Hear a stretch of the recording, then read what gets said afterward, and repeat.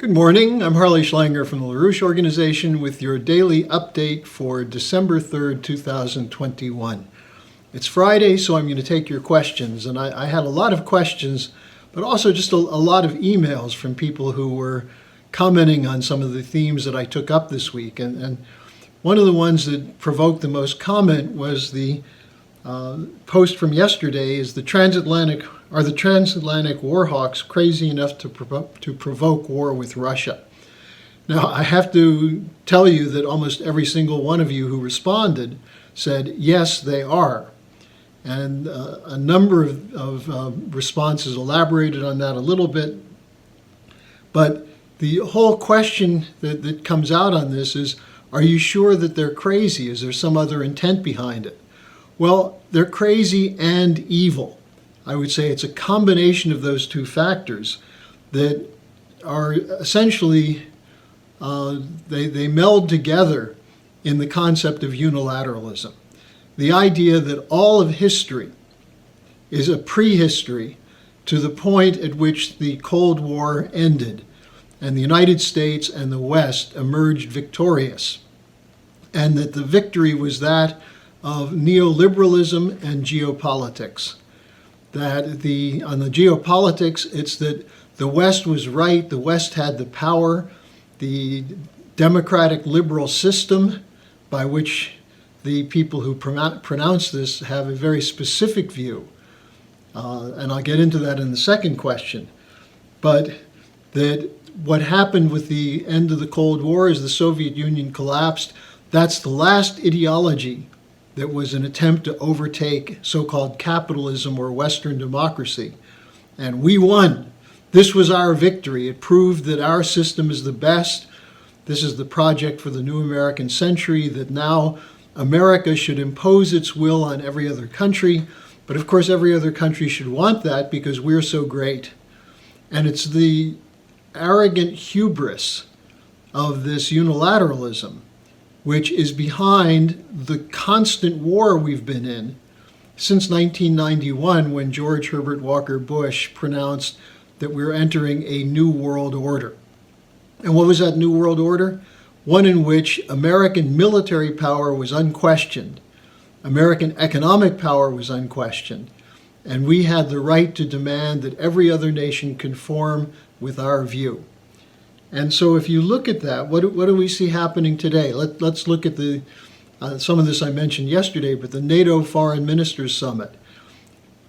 Person after person, led by Blinken, led by NATO General Secretary Stoltenberg, proclaimed that yes, Russia is preparing to invade Ukraine, so we have to make it too onerous on them if they do, with sanctions, possibly with strikes, war, and so on, and convince them that they have to accept the conditions of NATO's encroachment on Russia's borders, and that on top of that, Russia has to give up its so-called authoritarian system, so does China, and that this is where the craziness comes in.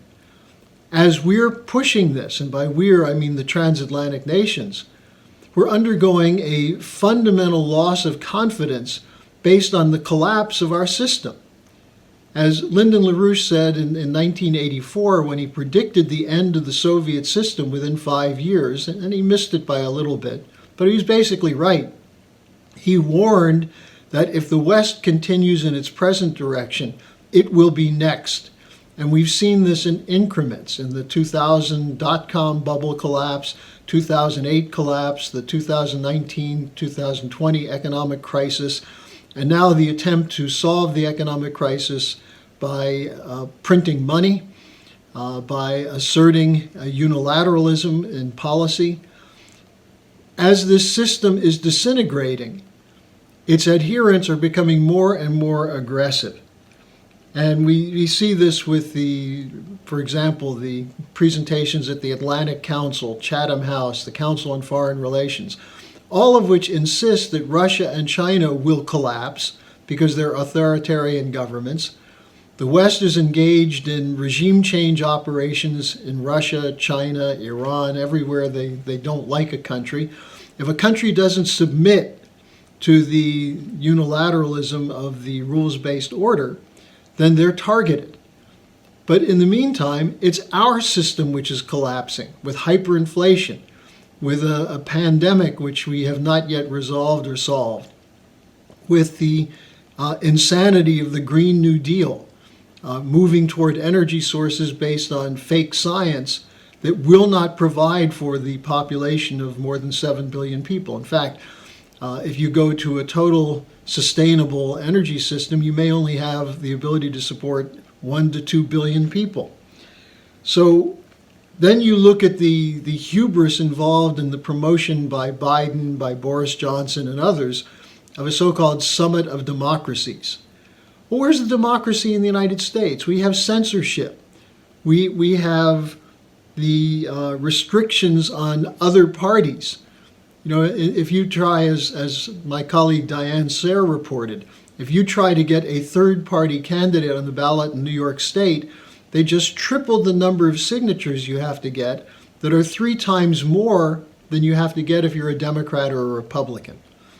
There are other kinds of laws like this that actually limit the ability to form an alternative. The moves against various websites by the censors of YouTube and Google and Facebook and so on. So where's the democracy? And how is it democratic to assert that our system is the best and every other country has to either join our system or they'll be outlaws? So this idea of a one world, which is what the Great Reset is pushing us towards, a global central banker dictatorship, this is not about democracy. It's about a new form of imperialism in which most of the rest of the world, including citizens of the United States and Western Europe, will be reduced to the status of colonial subjects. So are they crazy enough? Yes, they are. People like Schwab, people like Mark Carney, but they're also evil because their intent is to control how the world functions. Now, this is a classic example of British philosophy, the Hobbesian dialectic, which is that we live in a world of each against all, or the Darwinian world, which is the law of the jungle, the survival of the fittest. That's what neoliberal policy is. And that goes into the second question that I got from a number of people, which is, why do people think LaRouche is a libertarian? You know, this started with people in Texas in 1984, when we mobilized like crazy to get 100,000 signatures to get LaRouche on the ballot as an independent candidate. And the word went out, well, LaRouche is really a libertarian. Now, I'm not sure who started that, but a libertarian is one who believes there should be less government, more so-called freedom, free trade, and so on.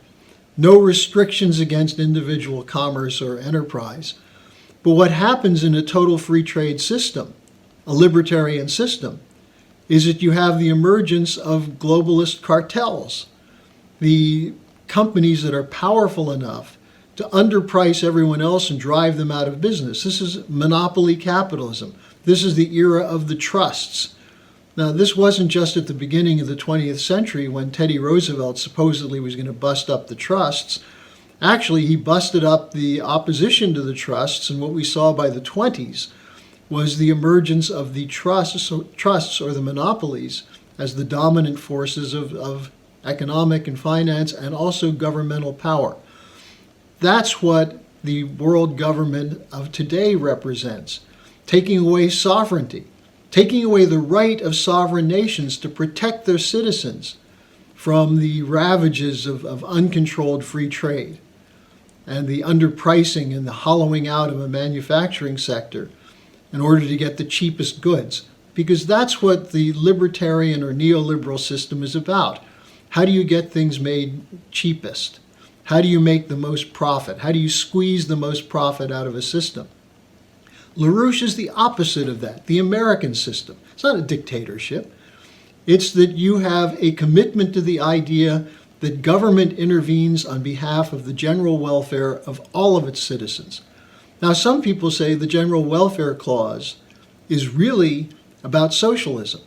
That's nonsense. The general welfare clause is actually a Christian concept, that we create circumstances where everyone has equal benefit and equal protection, and that no one, because of their power or their birthright, is more equal than someone else.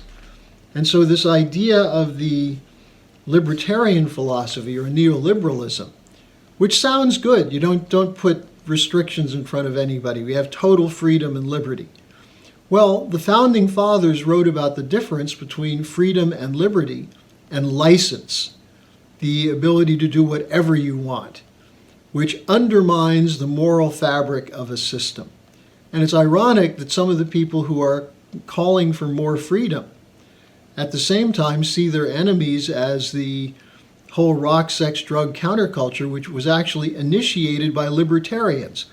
There's a famous book that I'll be writing about soon, this one, What the Dormouse Said, which is about how the 1960s counterculture shaped the personal computer industry. And so it was the pot smokers of San Francisco who linked up with DARPA, the Defense Advanced Research Project, that produced the computer revolution, which we now see as social media and so on, which was supposed to increase the amounts of freedom that we had, but actually has become the Silicon Valley monopoly, the dictatorship. So LaRouche is for the principles of the American system, which were not British liberalism, but were a fight against British liberalism in the form of national banking policy, a national credit policy, investment in infrastructure, so that government was responsible for the general welfare. And how was it kept responsible? Citizen activity. The individual citizen fights for what he or she believes in, and if you can organize enough people to do that, you can control the determinations that come out of the Congress, the deliberations. Finally, just a question from a military veteran who said he's very concerned that it seems as though war with Russia and or China is increasingly likely. And he asked, where did the idea of the rules-based order come from? We hear that from Blinken. We heard it from Trump's Secretary of State, Pompeo. You hear it all the time thrown around, rules-based order.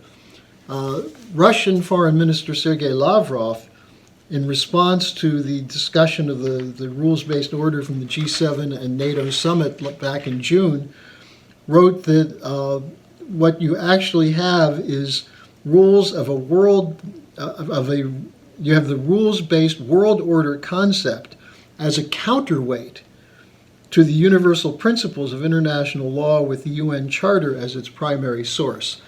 Most people who talk about the rules-based order talk about this as a phenomena of post-World War II, the idea that we're going to have agreements where we enforce such things as human rights and policies which allow for the maximization of freedom.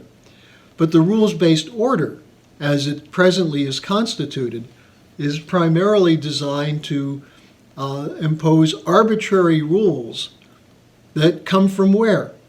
The universal rights of man? No, they come from the rights of banks to impose banker dictatorship policies over and above sovereign governments. That's why this question of national sovereignty is important. Do people of a nation have a right to enact policies that they'll live under? Or do bankers and corporate cartels, whether it's grain cartels, big pharma, the energy cartels, do they have more power to be able to control governments? So the rules-based order, as we hear it from people like Blinken and Pompeo, is really about a British neoliberal order that is enforced by the military power of the United States and secondarily of NATO. As long as that power predominates in the Western world, we're in danger of a war with other nations that have a different concept of what their development model should be. So do we have a right to dictate to countries what their development model should be? Well, that's what the Glasgow COP26 or FLOP26 conference was about, and that's why it broke down. Because countries like Nigeria, like India, like Indonesia said, we're not going to stick with your model. Your model is cracking up right now. We have a different development model. And that is the cause of war when these arrogant globalists say, oh no, we have the scientific evidence that your model is going to cause global warming. Well, the Indians didn't go along with that. The majority of humanity didn't go along with COP26. And the question is, can we in the West build a movement that goes against these concepts of British liberalism, of British Malthusianism, the idea that there are too many people, that governments should allow people to die, which is what Malthus argued. And that's, ironically, exactly what Klaus Schwab said in his book from the beginning of this year, when he said that it's the desire for a better life which is causing the destruction of the planet. No, Klaus. The desire for a better life is an inherent right for all of us. But to pursue it, we have social agreements to act within the international law for the benefit of all mankind, not for the special privileges of the wealthy. And that's how you avoid wars. So these three questions all verge on the same thing. We're fighting a bunch of crazy, evil internationalists. But we have a constitution, if we choose to use it, that can transform this country back to the traditions of the Founding Fathers, but enable us to achieve unprecedented levels of growth and prosperity based on the principles of the American economic system, as developed by its most prominent and important theorist, Lyndon LaRouche.